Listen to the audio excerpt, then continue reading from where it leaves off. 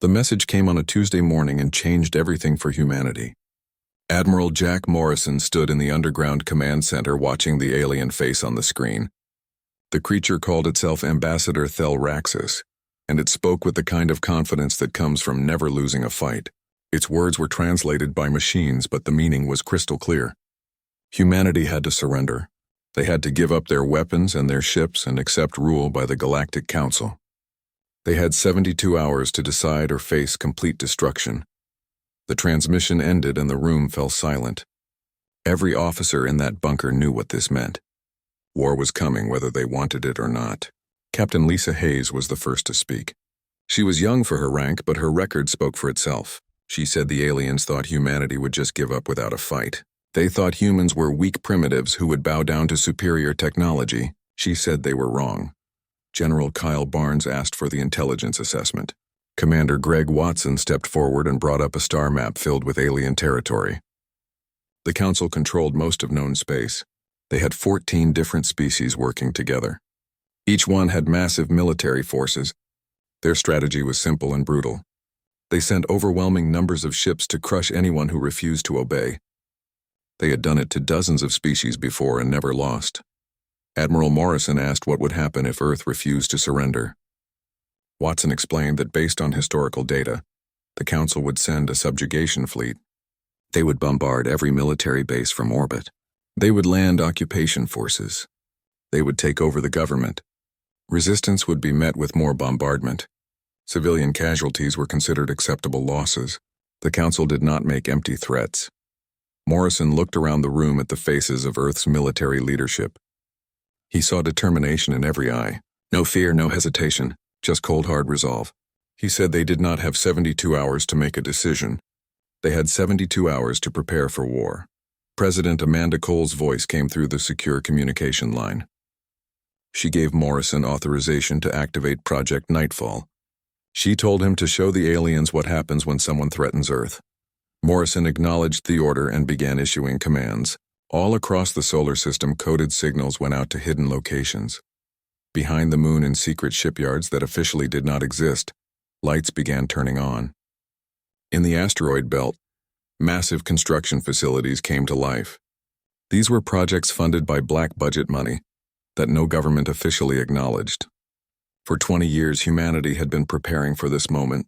For 20 years, they had been building ships that the galaxy had never seen before. The Council thought humanity only had a small fleet of exploration vessels. They thought human technology was primitive and weak. They had no idea what was waiting for them in the darkness. They had no idea that humanity had learned the most important lesson from their own violent history. Always be prepared for war even when you hope for peace. Commander Helen Price received her orders aboard the EWS Retribution. Her ship was one of 36 Shadow-class warships that made up Earth's secret armada. Each one was a masterpiece of human engineering, built on principles the aliens had never encountered.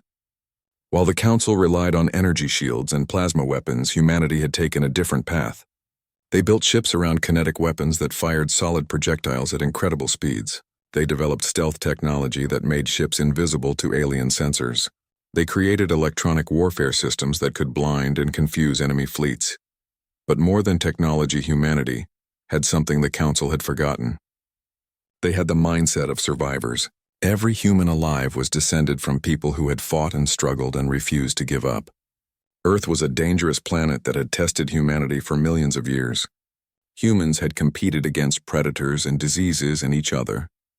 They had developed weapons and tactics and strategies born from endless conflict. The Council species had all achieved peace early in their development. They fought wars, but they were civilized wars with rules and honor. They had no concept of total war. Morrison gathered all the ship commanders for a strategy meeting using holographic communication. 36 captains and commanders appeared in the virtual conference room. He recognized most of them. Ryan Foster commanded the EWS Vengeance. Michelle Gray had the EWS Defiance. Paul Stevens ran the EWS Reckoning. Jake Nelson led the EWS Vindication. These were the best officers humanity had. They were about to face impossible odds, but not one of them looked worried. Morrison explained that long-range sensors had detected the Council's subjugation fleet entering the solar system. 200 ships, including 3 massive dreadnoughts. The fleet was moving in standard formation, expecting to find Earth helpless. They expected humanity to either surrender or die quickly. Morrison said they were going to learn a hard lesson about underestimating humans. He laid out the battle plan. It was aggressive and dangerous, but it played to humanity's strengths. The Council ships were bigger and more powerful in direct combat, so humanity would not fight them directly. Instead, they would use hit-and-run tactics, stealth attacks, ambushes. They would strike hard and fast, then disappear before the enemy could respond. They would target command ships and communication systems. They would create chaos and confusion. They would make the aliens afraid of the dark. Captain Jake Nelson pointed out that the plan put them at a severe numerical disadvantage. Morrison agreed. He said they were not trying to match the Council ship for ship. They were going to do what humans did best. They were going to hunt. Humans had spent thousands of years as apex predators on their own world. They knew how to track prey. They knew how to set traps. They knew how to kill efficiently. The Council was about to learn why you should never corner a predator. Commander Price felt excitement building in her chest. This was what they had trained for. This was why the Shadow Fleet existed. The galaxy wanted humanity to kneel. They were about to discover that humans did not kneel to anyone. They were about to learn that threatening Earth was the worst mistake they could make. Morrison ended the meeting with simple orders. All ships were to move into position, maintain complete stealth, wait for his signal.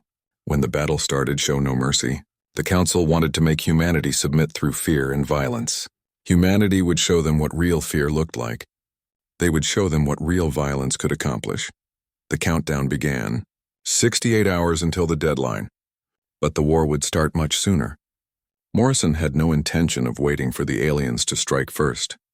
He was going to hit them before they knew what was happening. He was going to teach the Galactic Council why humans had conquered their entire planet, before ever reaching the stars. The officers disconnected from the conference. Each one returned to their ship to prepare their crews. Weapons were checked and rechecked. Stealth systems were tested. Attack patterns were memorized.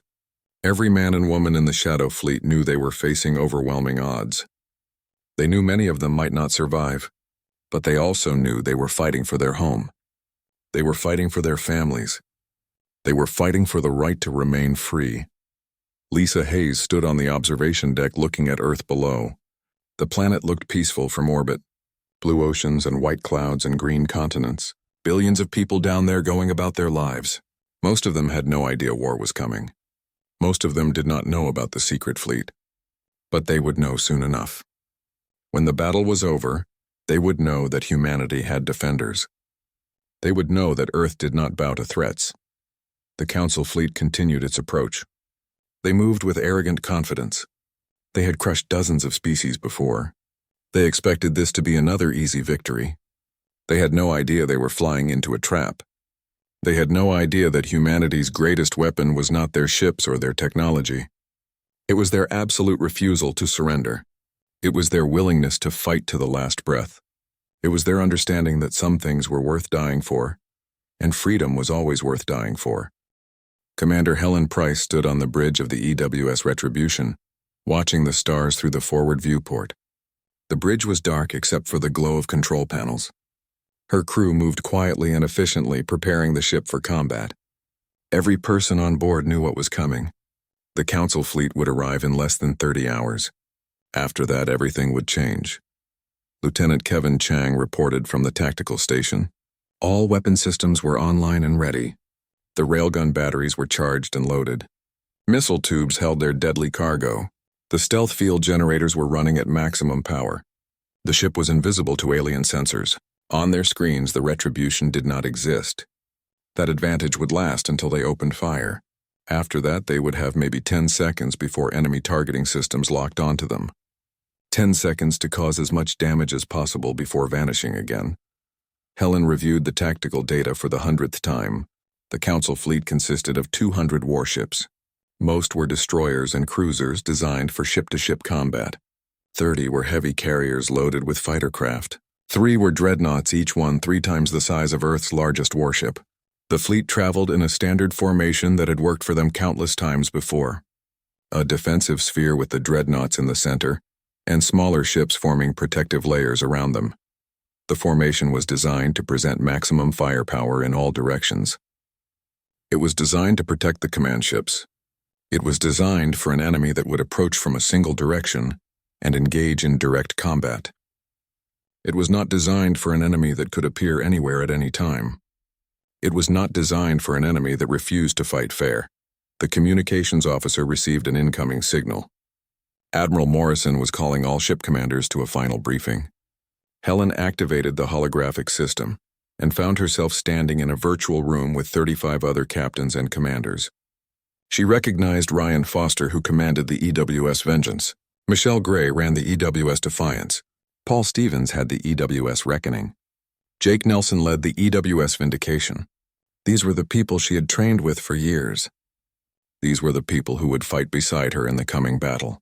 Morrison appeared at the head of the table. He looked tired but determined. He explained that the Council fleet had just passed the orbit of Neptune.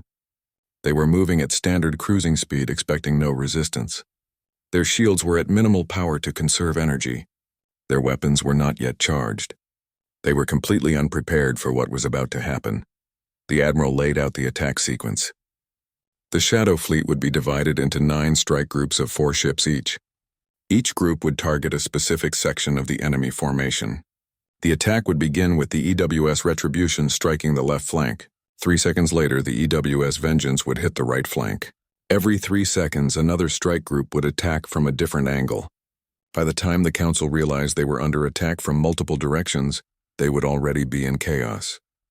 The primary targets were command and control systems, communications arrays, sensor clusters, command bridges. The goal was not to destroy every ship. The goal was to blind the fleet and break their coordination. Once the Council ships could not communicate with each other, they would become a mob instead of an organized force. After that, the Shadow Fleet would systematically tear them apart. Morrison emphasized the importance of timing. The entire plan depended on precise coordination. Each strike group had exactly 15 seconds to attack and withdraw. If they stayed too long, they would be overwhelmed by return fire. If they withdrew too early, they would not cause enough damage. 15 seconds was the perfect balance. 15 seconds was enough to kill and vanish. Commander Price asked about the dreadnoughts. Those massive ships had armor thick enough to withstand sustained bombardment. Their shields could absorb tremendous punishment. Morrison acknowledged the problem. He said the dreadnoughts would be handled in the second phase of the battle. First, they needed to eliminate the smaller ships. Once the protective screen was gone, the dreadnoughts would be vulnerable. Alone and isolated, they could be destroyed. Ryan Foster asked if there was any possibility of negotiation. Morrison shook his head. The Council had issued an ultimatum: surrender or die. There was no middle ground. Even if humanity tried to negotiate now, the Council would see it as weakness. They would demand even harsher terms. The only way to earn respect from the Council was to make them bleed. The only way to earn peace was to make them fear war. Michelle Gray asked about rules of engagement. Morrison's answer was simple and cold. There were no rules. The Council was coming to destroy Earth's military and subjugate its people. Humanity would respond with total war.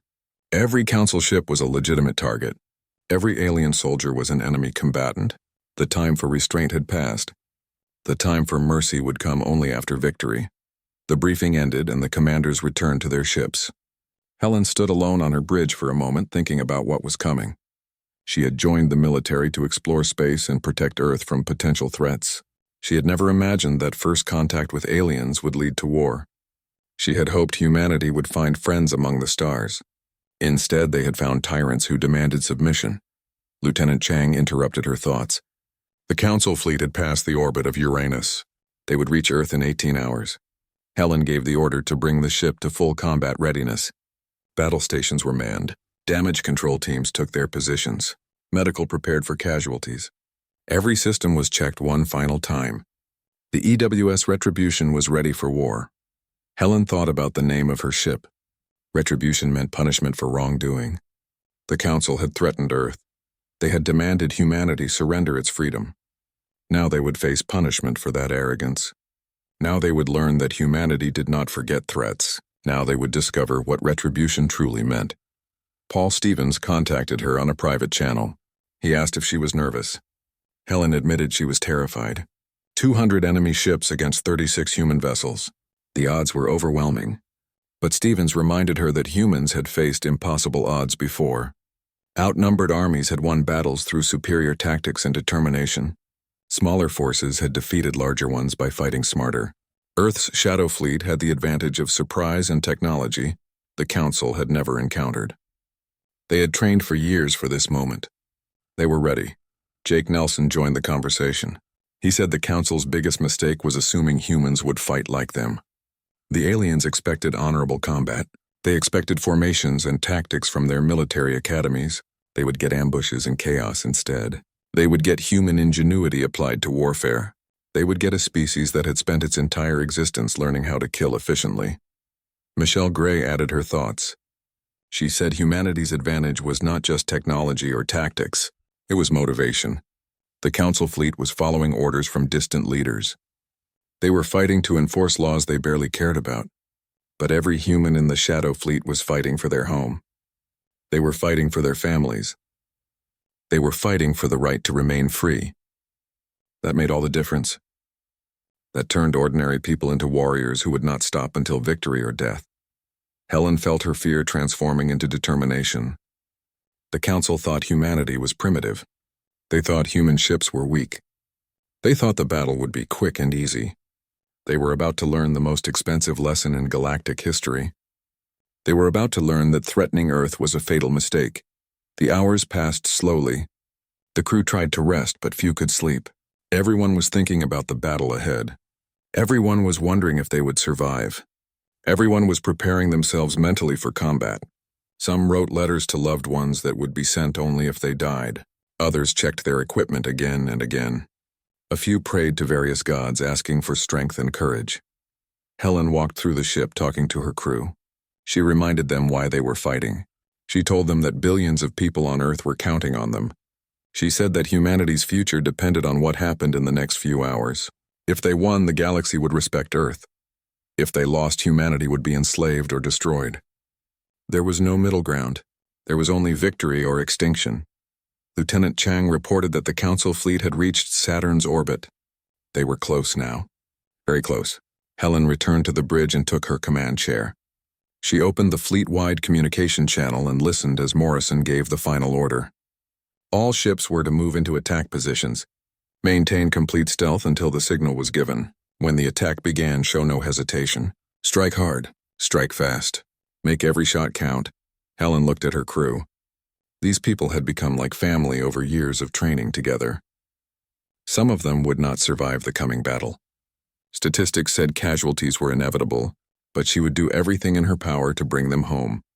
She would use every skill she had learned to protect them. She would command with intelligence and aggression and absolute determination. The tactical display showed the Council fleet approaching Mars. They were in their standard formation, looking completely unprepared.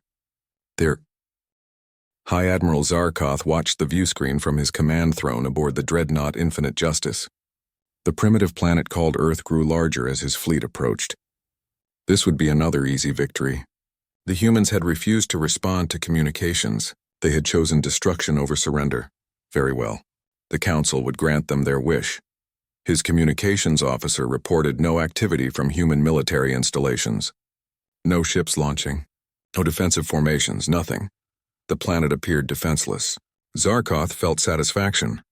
The humans had realized resistance was futile. They were simply waiting for the inevitable. In a few hours, the Council would establish orbital control and begin bombardment of military targets. After that, the occupation would proceed smoothly. The tactical officer monitored the formation. 200 warships moving in perfect coordination. Shields at minimum power to conserve energy. Weapons not yet charged since no threat had been detected. Standard procedure for subjugation missions. The fleet would achieve orbit. Power up weapons.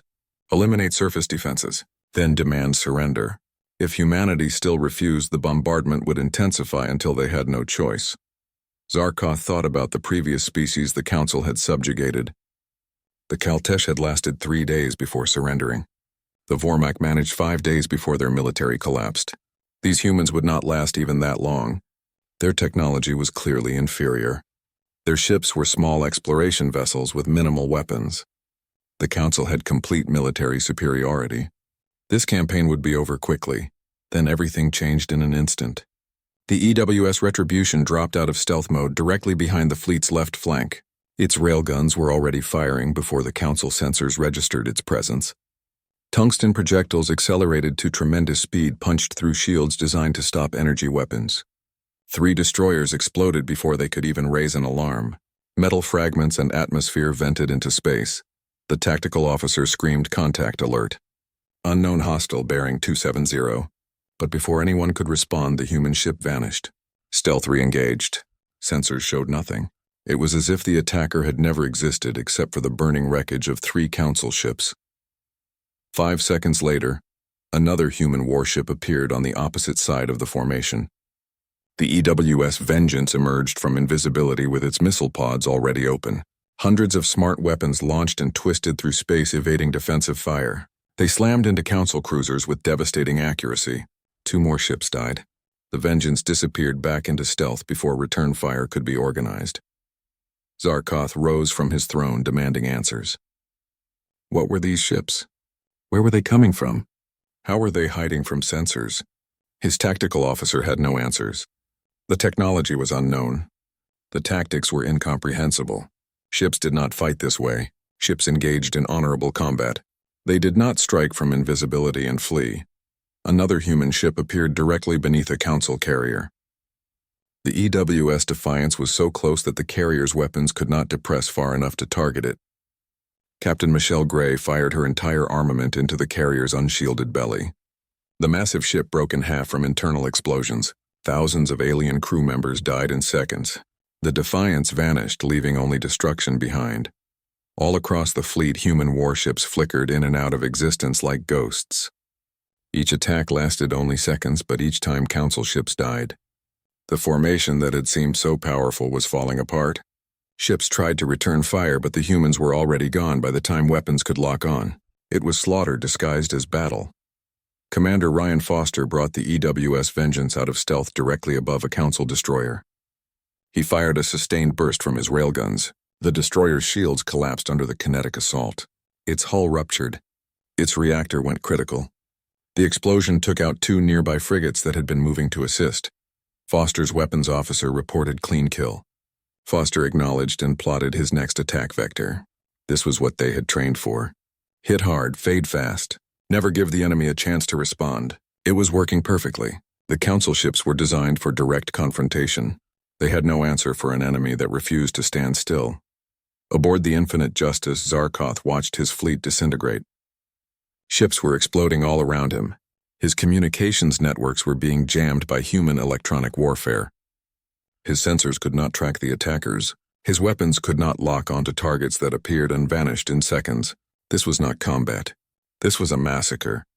He ordered a retreat, but his communications officer reported the command network was down. Individual ships could not coordinate an organized withdrawal. Some captains tried to flee on their own. Human ships appeared behind them and destroyed their engines, leaving them drifting helplessly. Other captains tried to fight. They powered up shields and charged weapons and formed defensive clusters. Human ships simply avoided them and struck elsewhere. Commander Paul Stevens targeted the Infinite Justice's communication arrays. The EWS Reckoning appeared within optimal firing range and unleashed a precision strike. The Dreadnought's primary communications dish exploded. Secondary arrays were torn apart. Suddenly, the flagship could not coordinate the fleet at all. Every ship was on its own, fighting blind. Stevens vanished back into stealth before the Dreadnought's massive weapons could return fire. He reported success to Admiral Morrison. The Council's command and control was shattered. They could not organize a defense. They could not coordinate an attack. They were just targets now waiting to be destroyed. Jake Nelson led his strike group against a cluster of Council destroyers that had formed a defensive formation. The 4 human ships approached from different angles. They emerged from stealth simultaneously and fired together. The concentrated barrage overwhelmed the destroyer's shields. All 5 Council ships died within seconds. Nelson's group vanished before enemy reinforcements could arrive. Helen Price brought the Retribution in for another attack run. Her tactical officer identified a Council cruiser that was trying to rally nearby ships. Perfect target. She gave the order. The Retribution dropped stealth and fired every weapon it had. Railguns tore through armor. Missiles found weak points. The cruiser exploded so violently that shrapnel damaged 3 surrounding vessels. Lieutenant Chang reported they had taken a glancing hit from enemy fire. Minor damage to the portside armor. Nothing critical. Helen acknowledged and ordered immediate withdrawal. The Retribution faded back into stealth and repositioned for the next strike. They had been in combat for 12 minutes and had destroyed 7 enemy ships without suffering serious damage. Michelle Gray coordinated her strike group against a council carrier that was launching fighter craft. The small alien fighters swarmed out trying to screen the larger ships. The EWS Defiance and 3 other human warships appeared in formation and fired a coordinated missile barrage. The smart weapons ignored the fighters and went straight for the carrier. The massive ship disappeared in a ball of fire. Without the carrier, the fighters had nowhere to rearm or refuel. They would be drifting junk within hours. Zarkoth realized with growing horror that his fleet was losing. The humans were not fighting fair. They were not following the rules of civilized warfare. They were using ambush tactics like savages. But the effectiveness could not be denied. In 15 minutes, the Council had lost over 60 ships. 60 warships destroyed by an enemy they could barely detect. He tried to form a new plan, but every option seemed hopeless. If the fleet stayed together, they presented a concentrated target. If they dispersed, the humans would hunt them down individually. Retreat was impossible without communications coordination. Fighting was futile when the enemy could strike from any direction and vanish before retaliation. A human warship appeared directly in front of the Infinite Justice. The EWS Reckoning faced down the massive dreadnought without hesitation. Commander Stevens gave a simple order to his crew. Fire everything. The smaller ship unleashed its full arsenal at point-blank range. The dreadnought's shields absorbed the first few seconds of fire but then collapsed. Railgun rounds tore into the flagship's armored hull. The Infinite Justice shuddered as explosions rippled through its interior. Critical systems failed. Power fluctuated. Secondary explosions started in the engineering sections. The ship that had been the pride of the Council fleet was dying. Zarkoth's last conscious thought was that the Council had underestimated humanity. They had treated the humans like primitives. They had assumed technology alone would win the battle. They were wrong. The Reckoning withdrew as the dreadnought began to break apart. Stevens reported to Morrison that the flagship was destroyed. The Admiral acknowledged and ordered the fleet to continue the attack. There were still more than 100 Council ships remaining. The job was not finished. Ryan Foster hunted through the debris field looking for intact targets.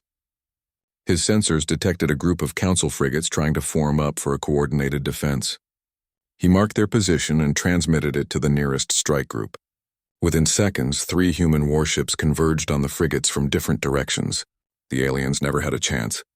Their defensive formation collapsed under the multi-directional assault. Helen Price, no. The Council chambers on the homeworld of Tal Shar had never experienced panic before, but it filled the room now like a physical presence. Councillor Vexithar stood at his podium shouting accusations. How could a fleet of 200 warships be destroyed by primitive humans? How could civilized military forces be defeated by savages? It was impossible. It was unacceptable. It was humiliating. The holographic displays showed the remains of the subjugation fleet limping back to Council space. 70 ships destroyed, 45 crippled. Only 85 vessels returned intact, and those crews were traumatized by what they had witnessed. The sensor recordings played on repeat showing Earth's black warships appearing and vanishing like demons, striking with precision and brutality, refusing to fight by any rules the Council recognized. The military advisor tried to explain what had happened. The humans did not fight as civilized species fought. They used stealth technology. They employed ambush tactics. They targeted command and control systems. They refused direct engagement. They attacked and withdrew before counterfire could be organized. Their weapons were kinetic projectiles that penetrated shields designed to stop energy weapons. Another counselor spat that the humans fought like animals. They had no honor, no concept of civilized warfare. They struck from invisibility and fled like cowards. The military advisor pointed out that despite these complaints, the tactic had been devastatingly effective. Honor did not matter when you were dead. Civilized warfare did not matter when your fleet was burning. Councillor Marvan was one of the oldest members of the Council. He had served for decades and seen many conflicts. He spoke quietly, but everyone listened.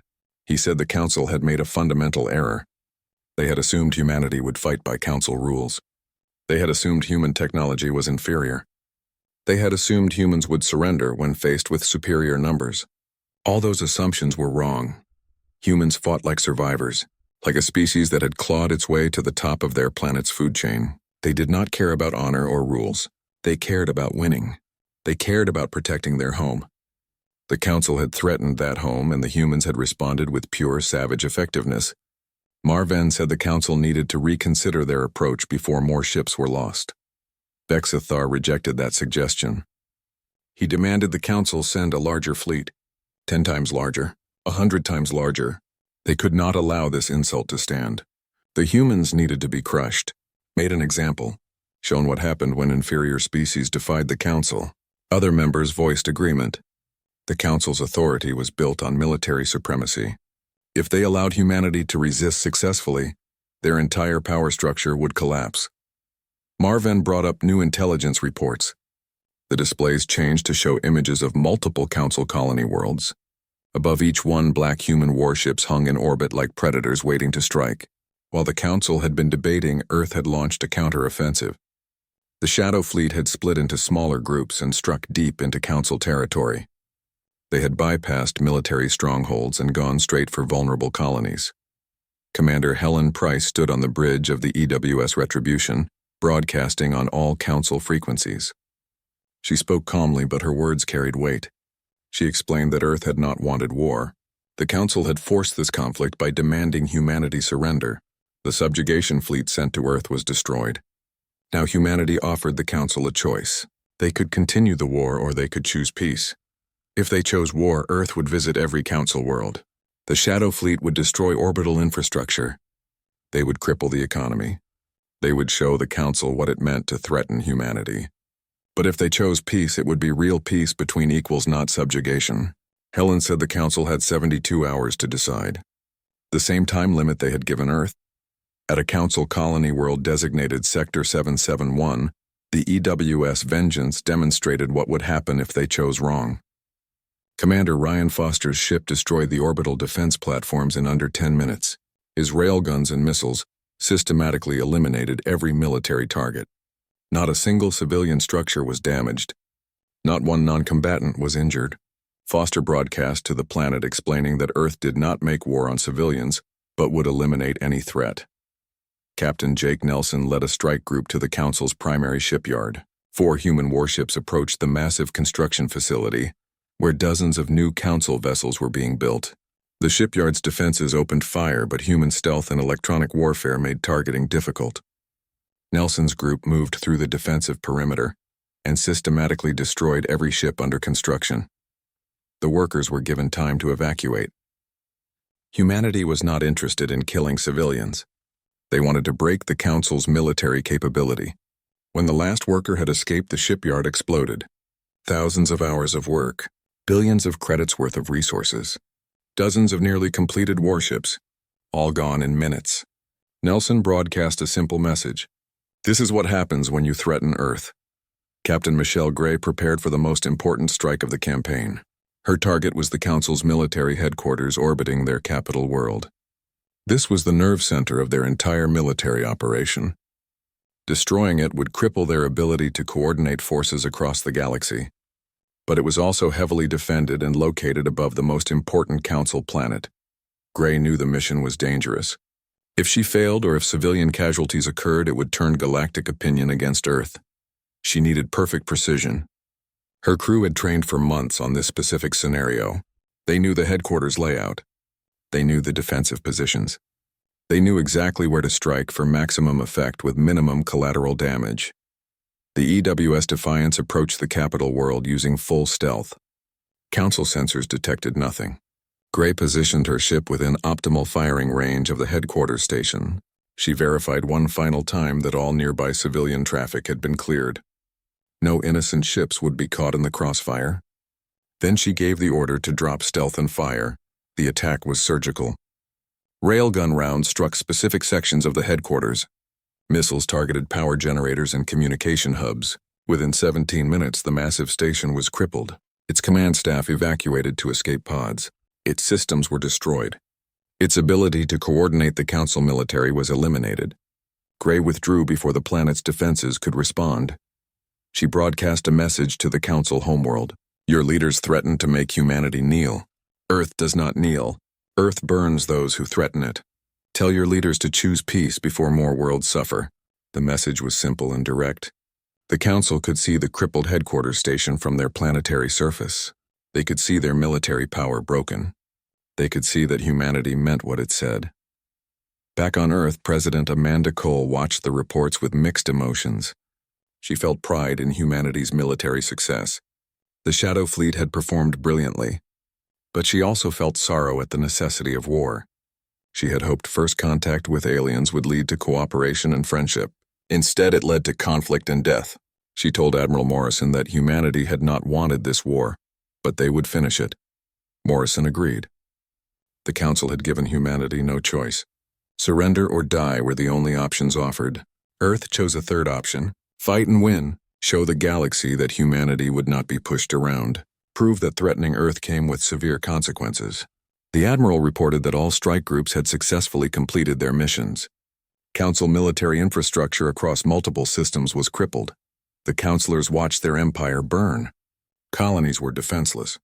Shipyards were destroyed. Their military headquarters was a floating wreck. And the black human warships continued their campaign. Every day brought new attacks. Every day more Council military assets were eliminated. The humans avoided civilian targets but showed no mercy to anything military. Councilor Vexthar finally accepted reality. The Council could not win this war. They had superior numbers, but humanity had superior tactics and technology. Every time they sent ships to engage the humans, those ships were destroyed or crippled. Every time they tried to defend a position, the humans struck somewhere else. It was like fighting shadows, like battling ghosts that could not be caught or killed. Marvin pointed out that the humans were showing remarkable restraint. They could have bombarded civilian populations. They could have massacred colonies. They could have committed genocide. Instead, they targeted only military assets. They gave civilians time to evacuate. They broadcast warnings before attacks. This was not a species bent on conquest or destruction. This was a species defending itself. The Council reluctantly admitted they had underestimated humanity. The humans were not primitives. They were dangerous, intelligent, ruthless when threatened but not needlessly cruel. They fought with the efficiency of apex predators, but maintained the morality to avoid unnecessary killing. This was a species that could be reasoned with. This was a species that could potentially be an ally. But first, the Council needed to end the war they had started. Commander Helen Price received new orders from Admiral Morrison. The offensive was working. Council military power. Ambassador Thelraxis returned to Earth 3 months after the war began, and everything had changed. His ship approached slowly, transmitting peaceful intentions constantly. No sudden movements, no aggressive posturing. The ambassador who had once delivered ultimatums with arrogance now came asking for negotiations with humility. He knew the difference between the two visits.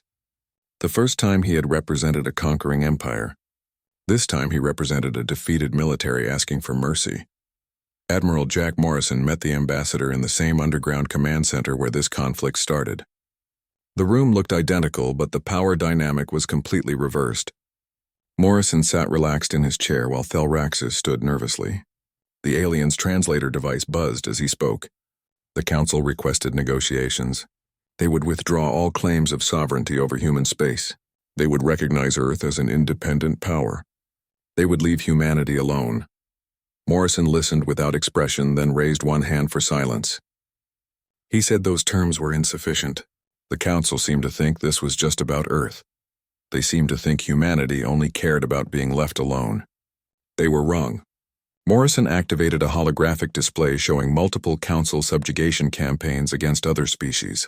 Dozens of civilizations forced to surrender. Hundreds of billions of beings living under Council tyranny. Commander Helen Price stepped forward. She explained that Earth's demands went beyond simple recognition. The Council would dismantle its forced compliance protocols completely. No more subjugation fleets. No more forcing species to kneel. The Council would transform from an empire into a true federation of equals. Species would have the right to refuse membership without facing military action. The galaxy would be free. Thelraxus's translator buzzed with what might have been disbelief. He said the Council could not dictate terms to the entire galaxy. The ambassador seemed to have forgotten his situation. Morrison reminded him quickly. The Council's military was crippled. Their shipyards were destroyed. Their orbital defenses were eliminated. Earth's Shadow Fleet could strike any Council world at any time. The Council was in no position to refuse anything. Captain Michelle Gray spoke from her position near the wall. She said the difference between Earth and the Council was important. Humanity was not trying to conquer anyone. They were not trying to build an empire. They just wanted freedom for all species. The Council could either accept reform or watch their territory fragment as conquered species rebelled. With Earth's support, those rebellions would succeed.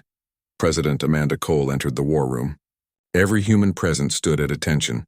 Thelraxus observed their respect for civilian authority and understood another difference between humans and the Council.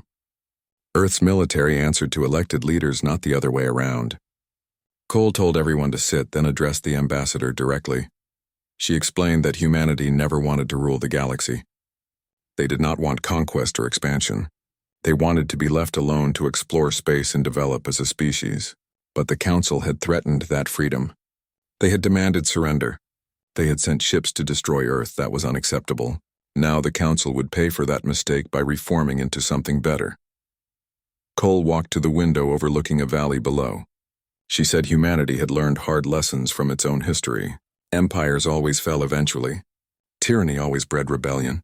Forcing people to obey only worked until they found the strength to resist. The Council had become lazy and arrogant. They had forgotten that power without consent was just violence waiting to be answered with more violence. Admiral Morrison laid out the specific terms. The Council would release all subjugated species from forced membership. Those species could choose to remain in the Council voluntarily or leave. The Council would establish democratic principles where every member had real representation. They would create laws that protected individual rights, not just collective obedience. They would allow independent judicial review of Council decisions. Most importantly, the Council would never again threaten military action against species that refused to join. Membership would be attractive because of benefits, not because of fear. The Council would compete with other alliances and federations on merit. If they could not convince species to join peacefully, then they did not deserve members. Thelraxus asked what would happen if the Council refused these terms. Commander Ryan Foster, who had been standing guard by the door, answered with a cold smile. Then the Black Fleet would visit every Council world. Not to conquer, not to occupy, just to remind them what happens when you threaten free people. Foster said it would be educational. The ambassador understood the threat was real. He had seen what the Shadow Fleet could do. He had watched their tactics destroy forces that should have been invincible. He knew the Council could not stop Earth's warships. Stealth technology made them invisible. Hit-and-run tactics made them unstoppable. Human determination made them relentless. The Council had no effective defense. Thelraxus asked for time to consult with his government. President Cole agreed. She gave him 72 hours. The same deadline the Council had originally given Earth. The symmetry was deliberate. The ambassador returned to his ship and transmitted the terms to the Council homeworld. Then he waited for a response that would determine the future of the galaxy. The Council chambers erupted in argument. Some councilors wanted to reject the terms. They said accepting would mean the end of the Council as they knew it. Councilor Vexthar argued they should fight to the last ship, rather than surrender their authority.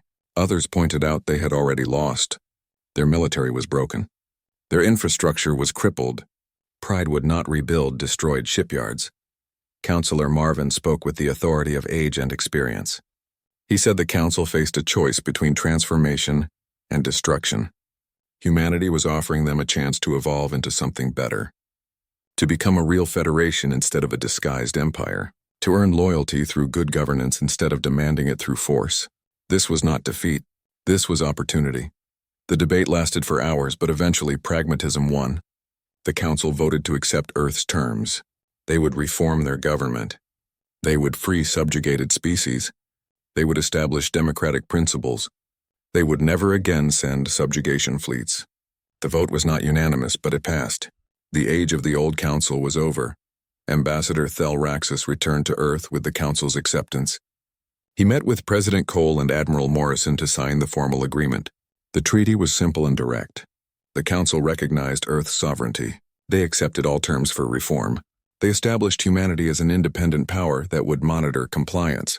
Any violation would result in immediate military response. Morrison asked the ambassador one question. Did he understand why the council lost? Thelraxus thought carefully before answering. He said the council lost because they assumed military superiority guaranteed victory. They lost because they underestimated an enemy they considered primitive. They lost because they forgot that the most dangerous opponent is one fighting for survival. The admiral nodded. He added one more reason. The council lost because they were used to easy victories. Their enemies had always been weaker or less advanced. They had never faced a species like humanity. A species that treated war as something to be won, not something to be endured.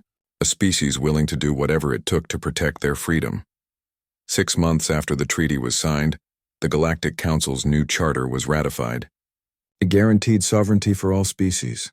It prohibited forced subjugation. It established democratic representation and individual rights. The document was revolutionary. It transformed the galaxy's political structure overnight. And in 14 different alien languages, the charter included one footnote. Proposed and enforced by Earth. The Shadow Fleet returned to its hidden bases throughout the solar system. The crews were honored as heroes who had defended humanity and changed the galaxy. Parades were held on Earth. Monuments were built. But the veterans themselves remained quiet about what they had done. They had killed thousands of aliens. They had destroyed ships and stations. They had waged brutal, efficient war. That was not something to celebrate even if it was necessary. Commander Helen Price stood on the bridge of the EWS Retribution, watching Earth rotate below. The planet looked peaceful and beautiful, billions of people going about their lives unaware of how close they had come to destruction. She thought about the battle and the campaign that followed. She thought about the aliens who died. She hoped their sacrifice meant something. She hoped the new council would be better. Captain Michelle Gray wrote her final report summarizing the entire war. She concluded that humanity proved technology alone did not win conflicts. The species that fought hardest was not always the one with the best weapons. Sometimes it was the one with the most to lose. Earth had everything to lose. That desperation combined with skill and determination made them unstoppable. Admiral Morrison added his own notes to Gray's report. He wrote that the galaxy had learned an important lesson.